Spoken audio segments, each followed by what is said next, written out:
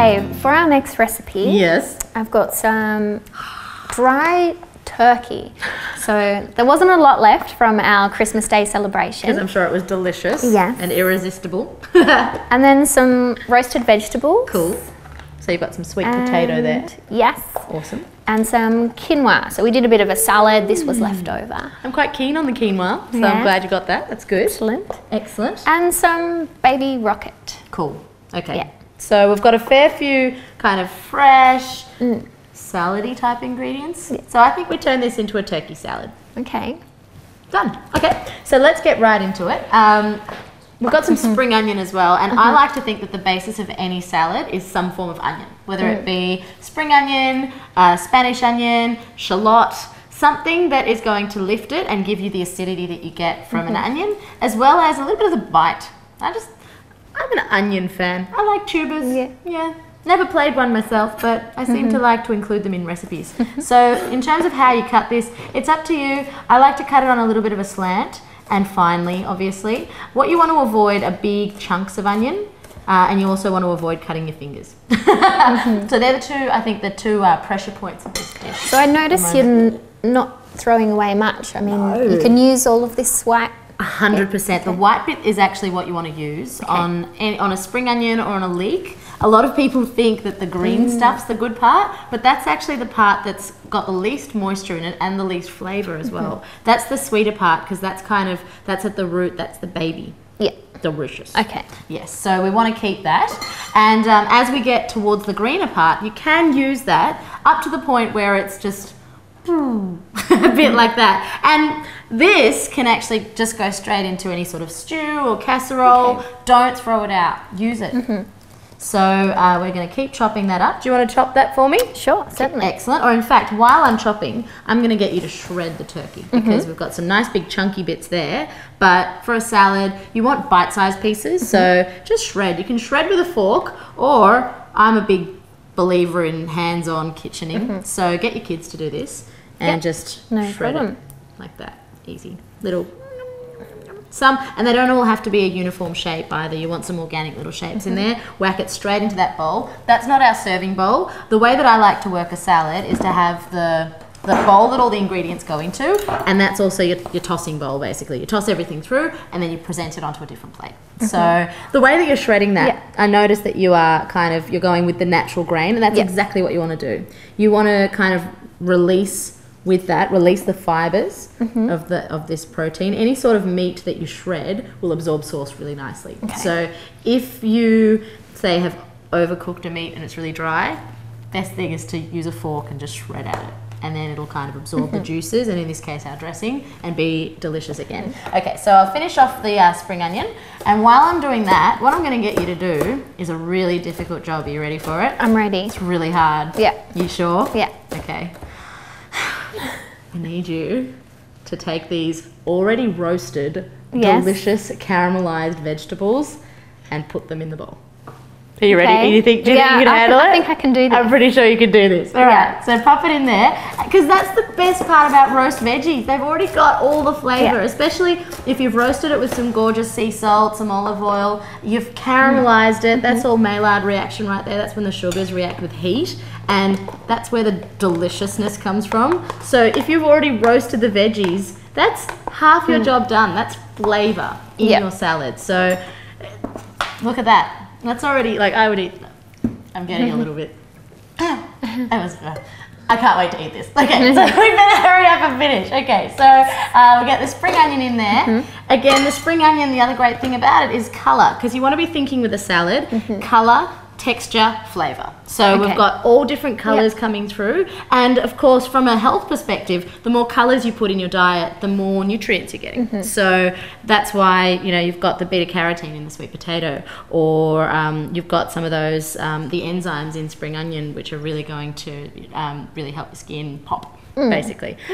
So we've got the rocket as well. Now I've noticed, as much as you've got this rocket and you need to use it because it's in the fridge, I've also noticed that you have got some lettuce growing in the garden. I do. So in keeping with using what we've got, let's go out there and grab some. Okay. How does that sound? Well, sounds good. Let's do it.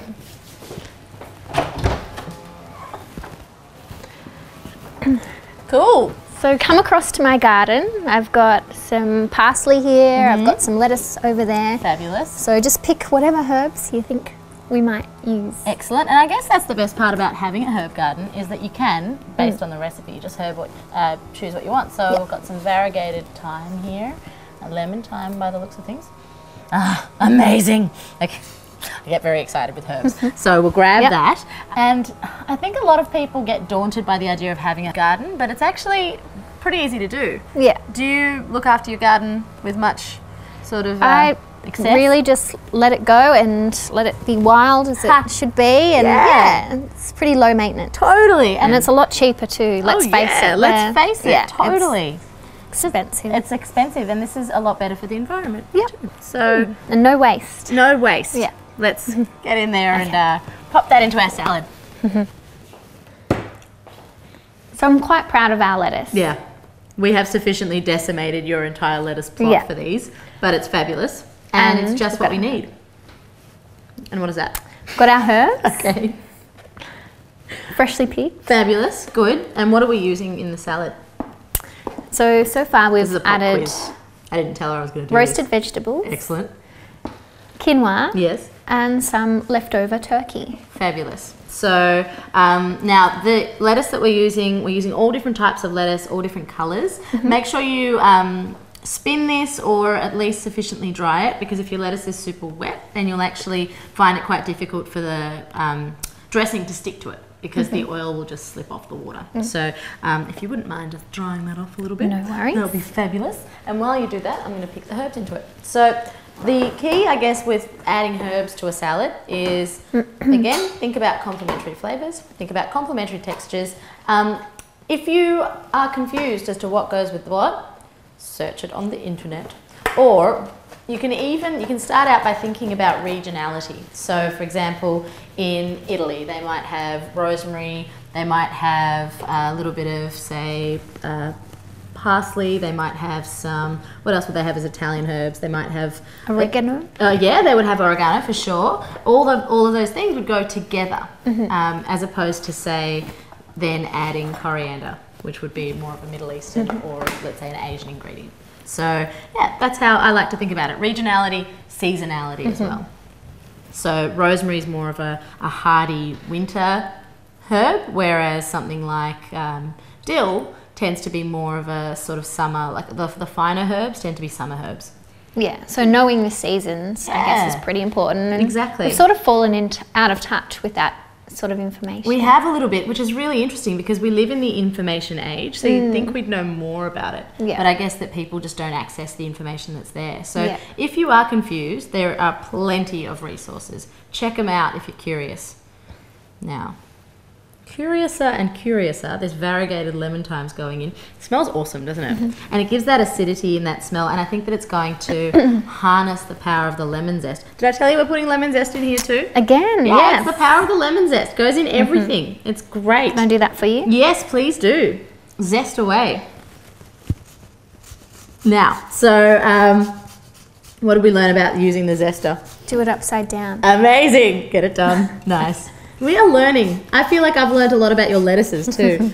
And we've got a lonely little rosemary flower. I wouldn't be putting rosemary in this because, again, it just totally doesn't work. No. Right? But rosemary flowers are a lot milder. Any sort of herb flower will have just a milder flavour and look pretty. So I'm just gonna hide it in here.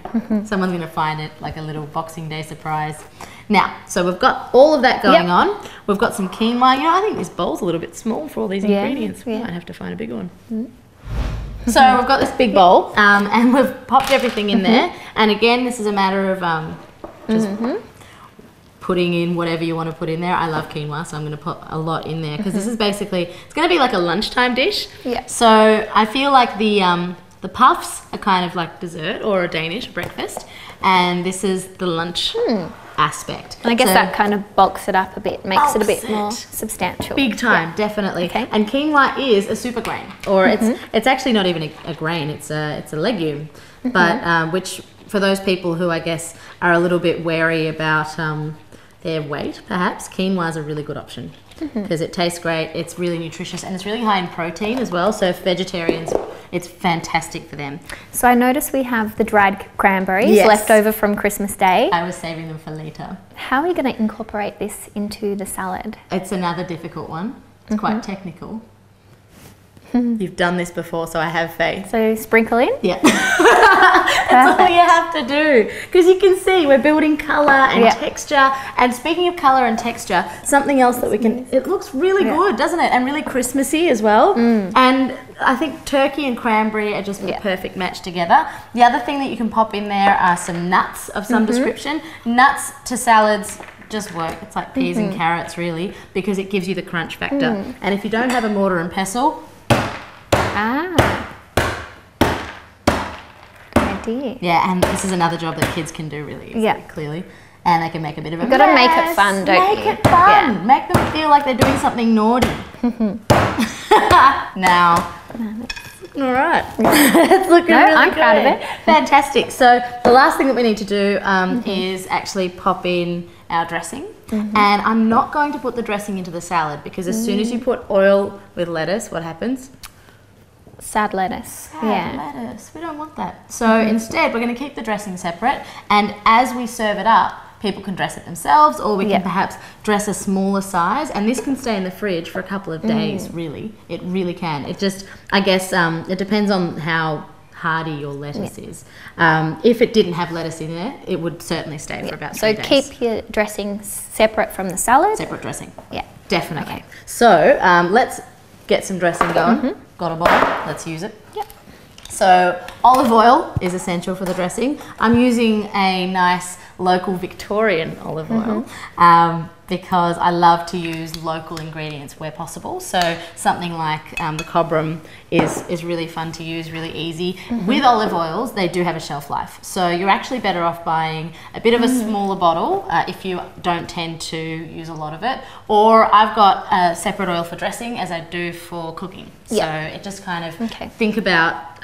Plan ahead, think about size, definitely. A lot of people just think, oh, well, that's cheaper if I buy a bigger one, but then they end up throwing it out because it goes rancid after about 3 months. Yeah. So a little bit of cranberry juice in there.